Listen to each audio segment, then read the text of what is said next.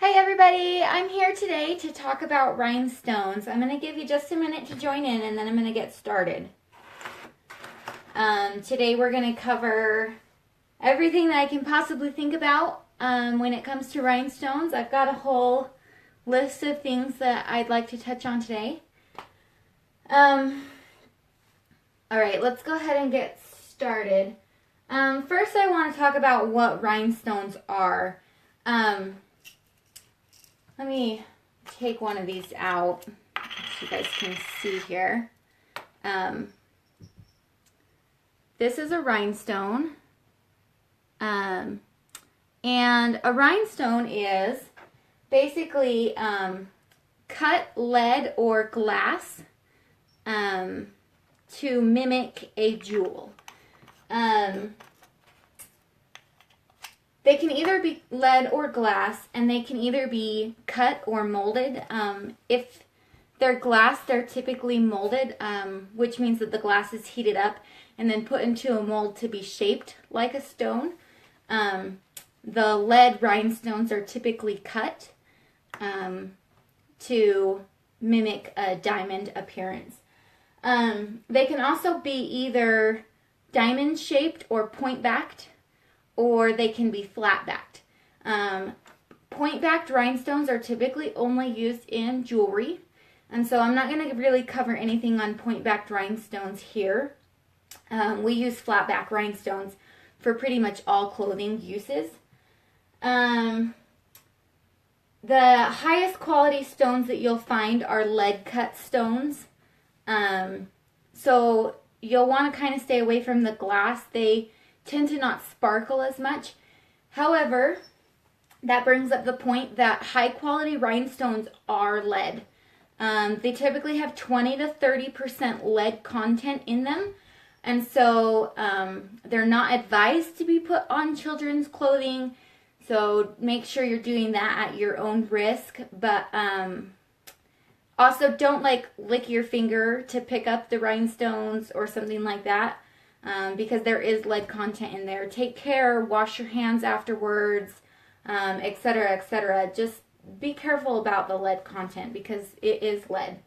Let me talk about brands of rhinestones for a minute. There are a lot of different brands. Swarovski, Czech, Preciosa. A lot of times the companies that sell rhinestones have their own brand name. The guy that I purchased rhinestones from is called Rhinestone Guy, and he has a brand of rhinestones called Rhinestone Guy Premium. So there's a lot of different brands. Now, Swarovski has done a lot of brainwashing and convincing people that Swarovski is the only good brand of rhinestones. Now, that's just not true anymore. It used to be true back in the day, but Swarovski rhinestones and Czech rhinestones now have almost no difference in the way that they appear. And in fact, there's actually a lot of pros to use other brands versus Swarovski. They can have a lot more shine, plus they cost a lot less, so it's definitely beneficial to look into using other brands. Now, if your client is telling you they want Swarovski, then they want Swarovski, and that's just what you use. I do the same thing when I'm making stuff for a client because a brand name is a brand name. However, when I'm making clothing items for my daughter, I don't use Swarovski because in my opinion, it just doesn't sparkle as much on stage. So the difference between a Swarovski stone and any other kind of lead cut stone is the number of faucets that are cut onto the stone. Let me see if I can show you here. And I don't know how well you'll be able to see this. Let me see if I can get my camera to focus on it.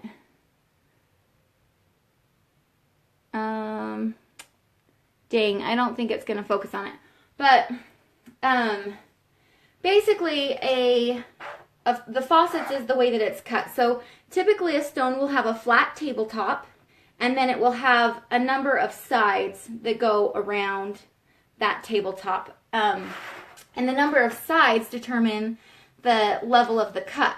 Now, Swarovski stone got its name of being the best in rhinestones because their number of cuts most closely resemble that of a true diamond.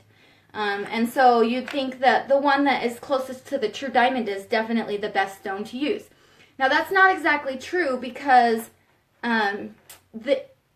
like a Czech stone that has a 12-sided cut has a bigger edge to reflect light. And so more light will be reflected, and therefore the stone will shine more. This is particularly true when the costume is being used on the stage like that in pageants. And so Swarovski, though they have this great name, they're not always the best to use. So be sure to check out different types of stones because they can really sparkle more.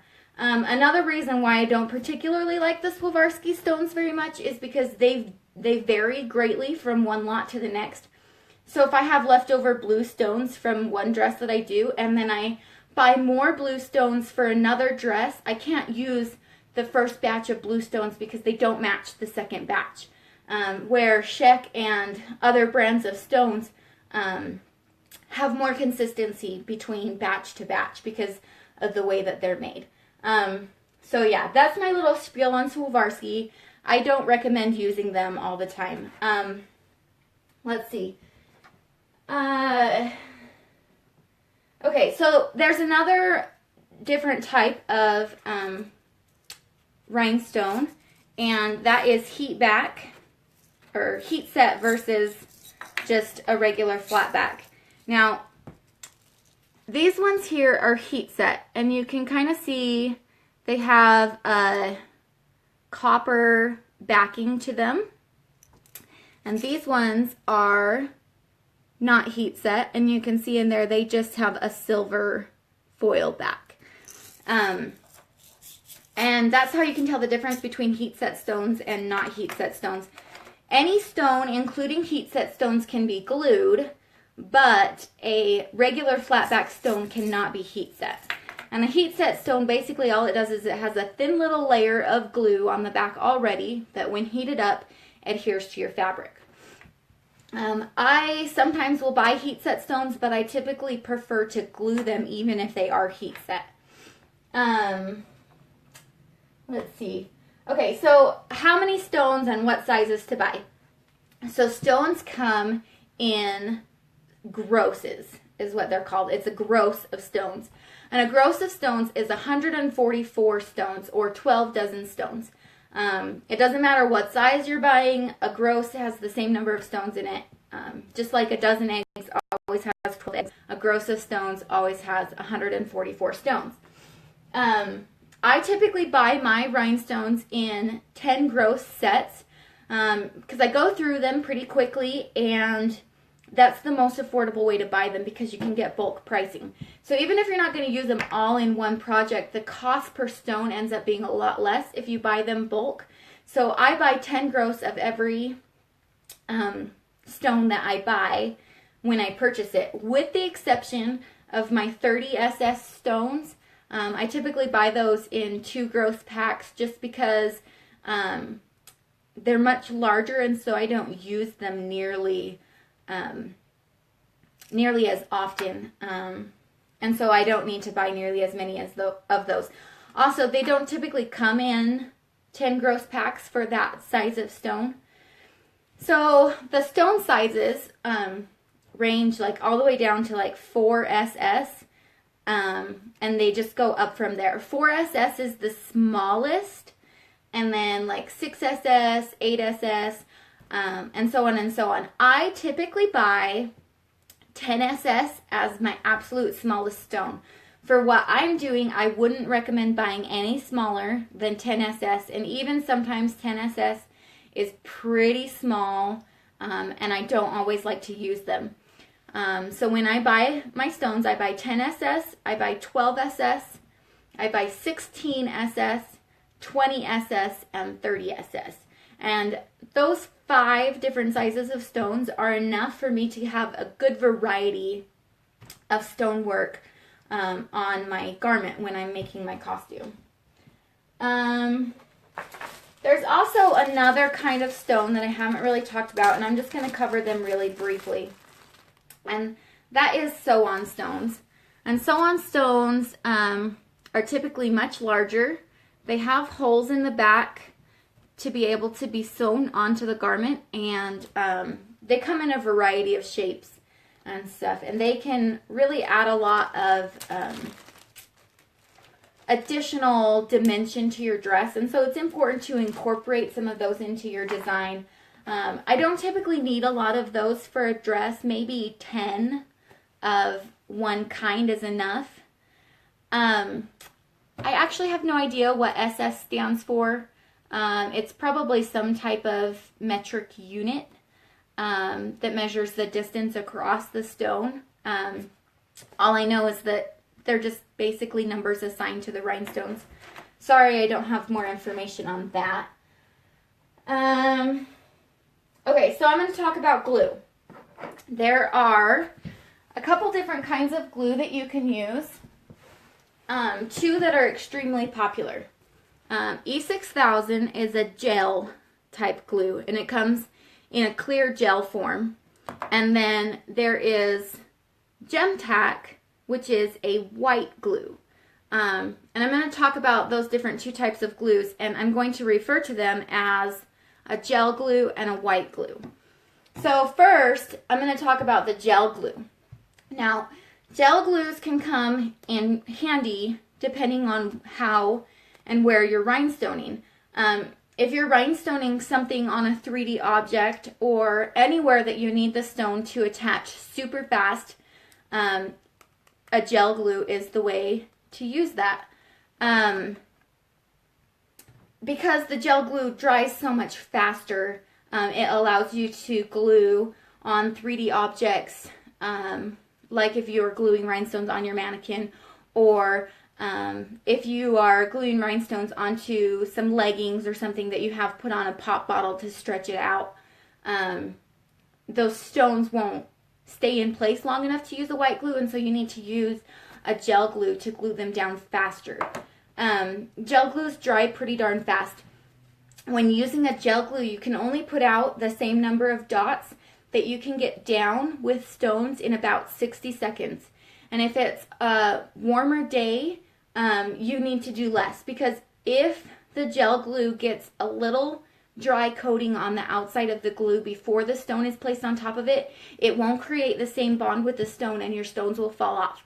So it's very important to just do a few dots at a time and then place your stones and then a few more dots and so on and so forth with gel glue. Gel glues also have some other, I guess, cons, I would say. Gel glues tend to leave strings, and so after the glue has dried, it appears as if you've used hot glue. And let me try to show you this here on this dress. I don't know. There's a couple of spots here on the dress where I got some dots of glue on the fabric as I was working on it, and it has left behind this residue similar to hot glue.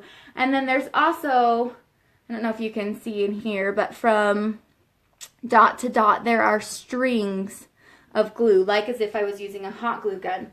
Now, let me get my cat out of here.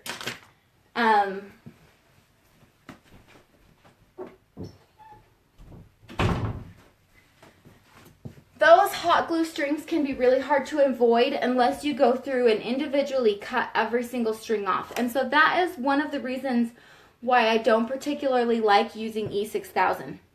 Another reason why I don't like gel glues is they have a really strong odor. And that can be harmful when you're pregnant. It can be just really bad to smell all the time. It's very chemically. If you're going to use a gel glue like this, I suggest doing it with a window open, where you can really make sure you're getting fresh air while you're using it. Another reason why I don't like gel glues is because gel glues dry with a shine to them, and because of that shine they stand out more.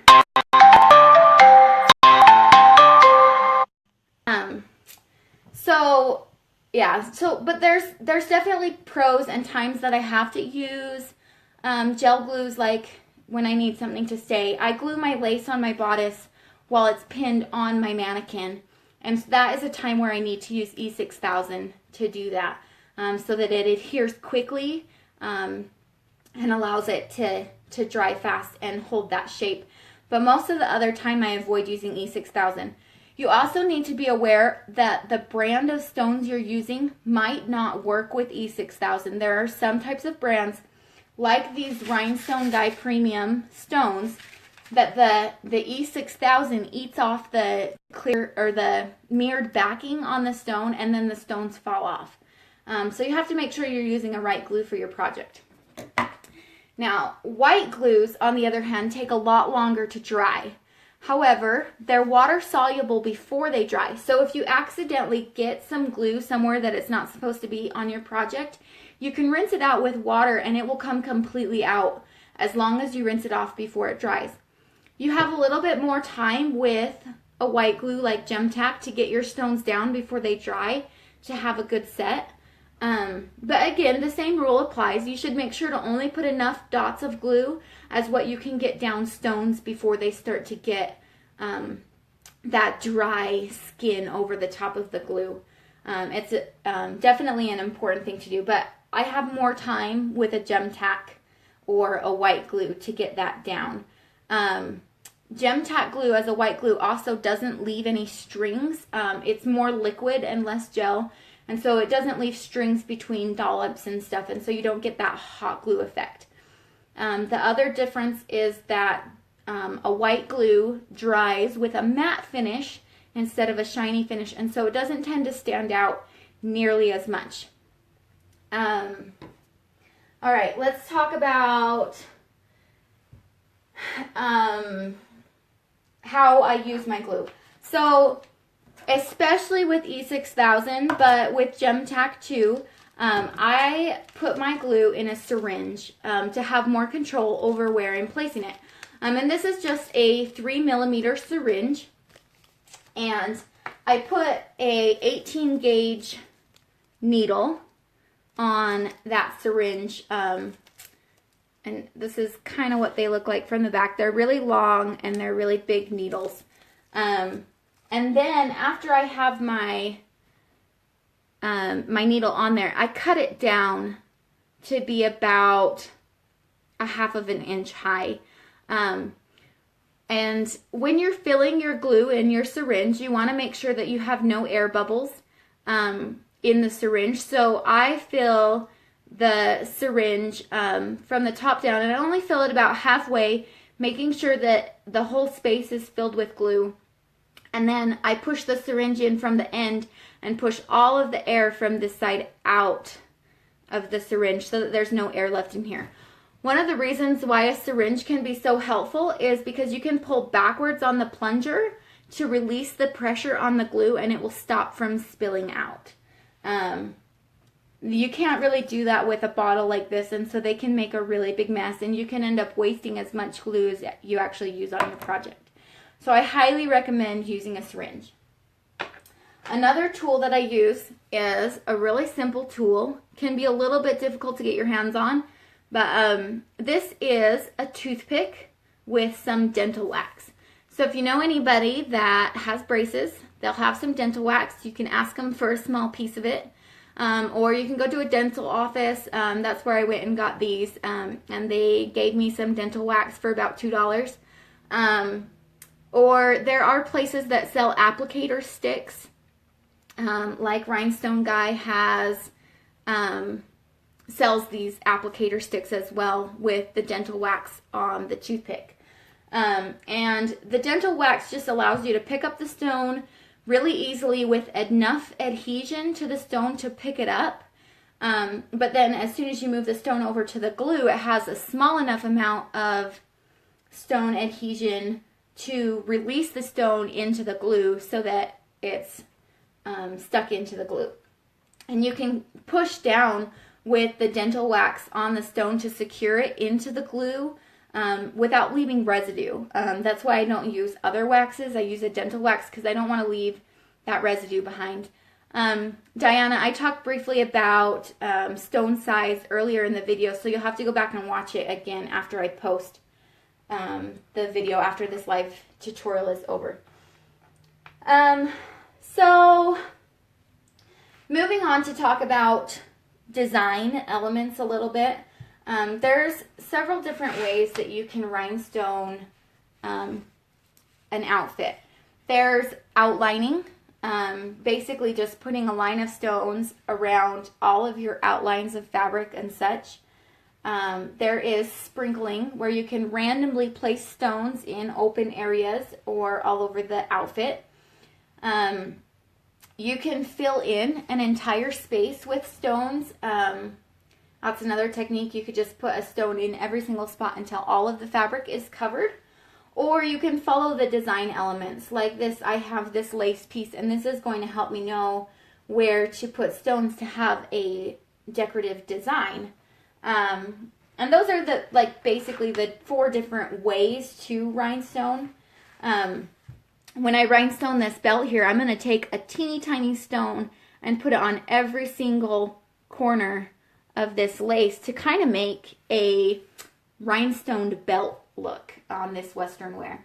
And then for the top portion of it here, I'm going to follow the lace. I'm going to put some bigger stones in the center of these flowers, smaller stones on these lines of lace, and some medium-sized stones to kind of outline these leaves and create this design on my costume. When rhinestoning dance costumes or other things that have stretch, like this has stretch, and when you rhinestone something like that, you want to make sure that it is stretched when you rhinestone. Because if you put rhinestones on a stretchy fabric when it's not stretched, and then the person puts it on and stretches it out, it can cause that glue to kind of pop away from the fabric and be pulled off. But if the fabric is already stretched when you apply the glue, it can get down into those fibers when it's stretched, and then it's not going to come off. So putting rhinestones on stretched fabric, it's really important to make sure you stretch it as you're attaching them. As for how dense can you rhinestone stretch fabrics, you can rhinestone every single inch, you can fill in every single spot on the fabric. It's not the number of rhinestones you put on, but how you apply the rhinestones. It's very important to only use 1 dot of glue for every single rhinestone, and that each rhinestone has its own dot of glue. If you're going to cover an area or a line, don't cover the whole area with glue or make a line of glue, but do individual dots for every single rhinestone. This will allow the rhinestones to stretch and separate away from each other, and the garment won't lose its elasticity.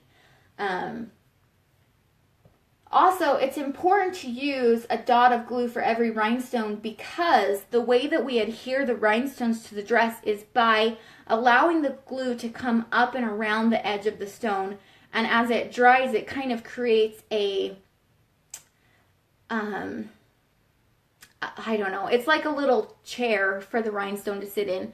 So the glue, you put it underneath it, and then it kind of cups up around the rhinestone, and then the rhinestone can't get out because it's kind of come up and around the edge of it.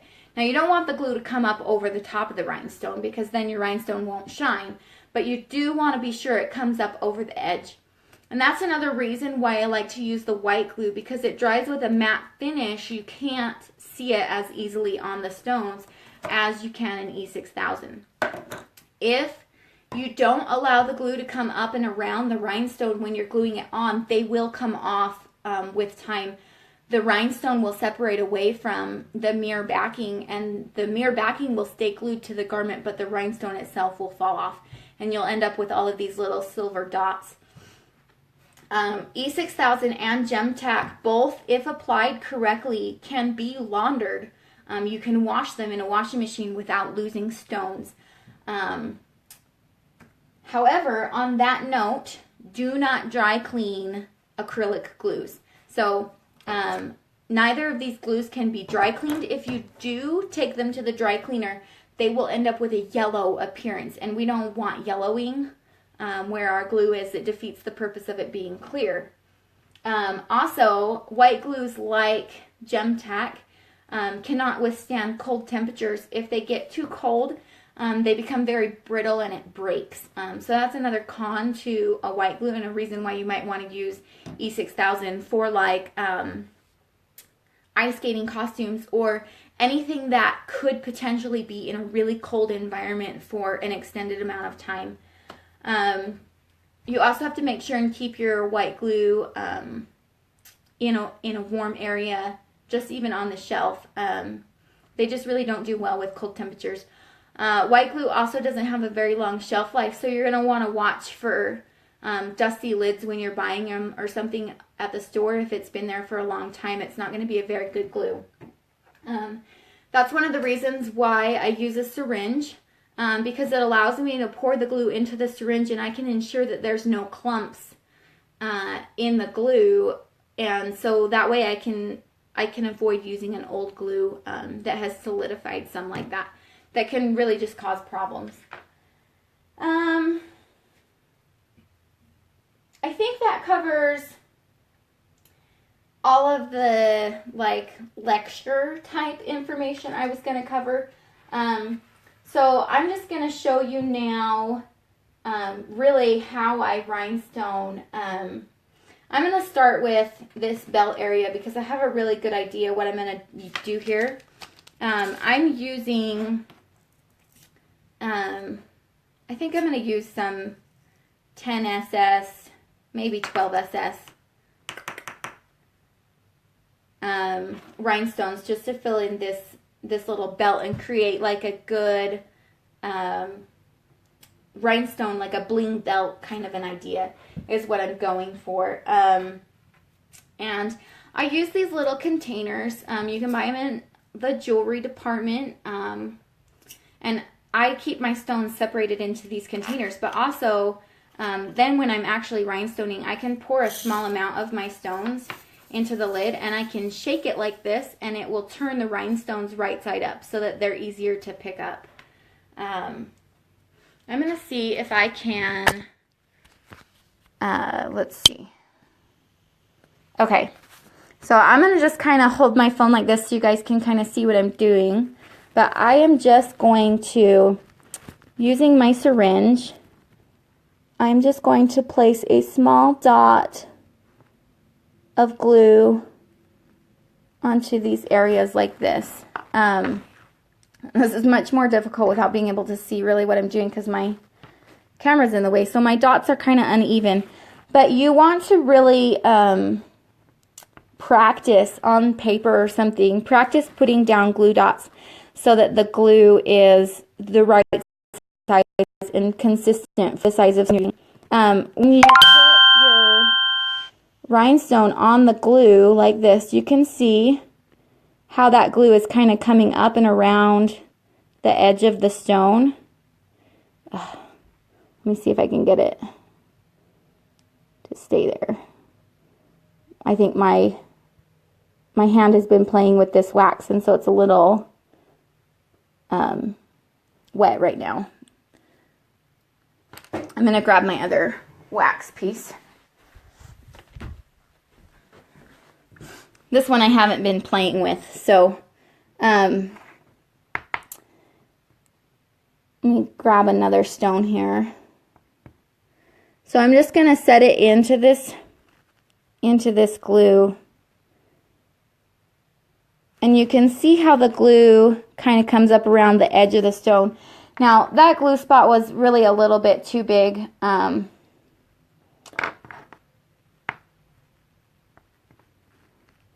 this is pretty slow because it's hard to video and place stones at the same time.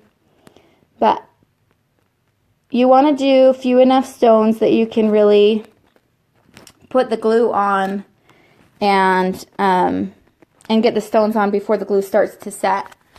When you're done, and I'll come over here and show you over here, so you can see this glue around the edge of these stones here. But when you're actually done gluing, that glue is pretty much invisible. You can't hardly see it on here anywhere. But you can see the strings from the E6000 there. So you can see that. But the actual glue itself that came up and around the rhinestone you can't see. And so don't worry about these little spots like this, because once they dry, you won't be able to even tell that they're there at all. This outfit is a modified pair of Bambi shorts, and I modified Phoenix to create a leotard almost with a snap crotch, because I wanted the shirt to be able to stay down underneath the shorts. I've also put snaps on the shorts to attach them underneath this belt, and this belt is only attached along the very top edge of the belt so that it can hide those snaps. I've also got this belt snaps in this section where this bow is. It comes off on both sides to allow her to be able to get over her head. And then I also modified it to put in an invisible zipper down the side to help with getting it on. So it's heavily modified, but so I'm just going to put on a couple more rhinestones so you guys can kind of see that a little bit more in filling in all of those spaces. And then I'm going to go ahead and let you guys go. But while I'm doing this for a second, if you have any other questions or anything else that you want to ask about rhinestones, please feel free, because a lot of times I don't really know what questions to answer. And you guys might have questions that I think are obvious, but there's probably still really good questions to ask. So if you have any questions, feel free to ask, or you can post them in the comments of the video after I upload it to Facebook. But yep, that's just how you apply stones. Just keep doing that a few dots at a time and then place the stones. The glue in this syringe can be saved for up to 2 weeks. If you put a pin in the end of the syringe and then put it in a Ziploc baggie, it will stay wet and usable for about 2 weeks after you put it into the syringe. I think that pretty much covers everything. If you have any questions, be sure to post them and let me know. Thanks for watching. Have a great day.